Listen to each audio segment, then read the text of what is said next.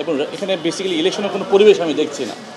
তো এটার ভিত্তিতে আমরা ডিসিশন নিয়েছি যে আমরা নমিনেশন উইথড্র করে নিব, যেটা করে নিয়েছি আমরা, অনেকেই করছেন। সো আমরা একটা প্রেস কনফারেন্স খুব সহসাই করব, যেখানে আমরা আমাদের বক্তব্য পেশ করব।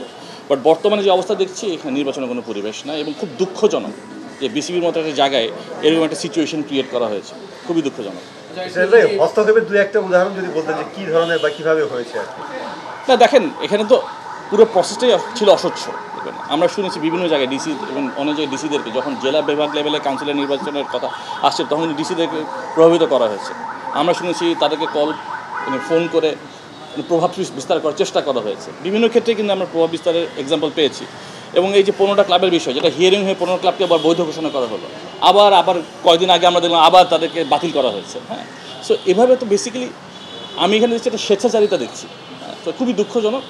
এবং আমাদের যেটা আমরা আজকে পজিশনে নিয়েছি, এটা হচ্ছে বেসিক্যালি আমাদের নৈতিক পজিশন, যে এভাবে একটা বিসিবি নির্বাচন হতে পারে না। আর নতুন বাংলাদেশে আমরা এরকম নির্বাচন দেখতে চাই না। বাংলাদেশ ক্রিকেট বোর্ড, যেটা আমরা মনে করি বাংলাদেশে 18 কোটি মানুষের হচ্ছে বাংলাদেশ ক্রিকেট বোর্ড, সে এরকম একটা নির্বাচন তো হতে পারে না প্রভাবে, এবং ম্যানুফ্যাকচার ইলেকশন হতে পারে না।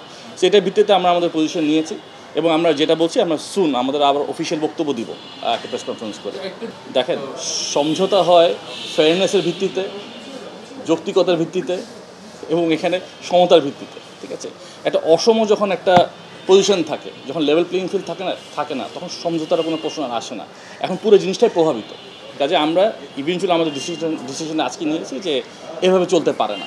সো মূলত এটাই আমার বক্তব্য। বাট শুন, আমাদের পুরো বক্তব্য আপনারা পাবেন একটা প্রেস কনফারেন্সে। আমি আপনাকে খুব একদম ডিরেক্টলি বলি, আপনি ক্লিয়ারলি বলি, হ্যাঁ, সরকারের একটি গোষ্ঠী, পুরো সরকার আমি বলবো না, সরকারের ভেতরে একটা গোষ্ঠী এখানে নগ্নভাবে হস্তক্ষেপ করছে। আমি এভাবে উত্তরটা দিব।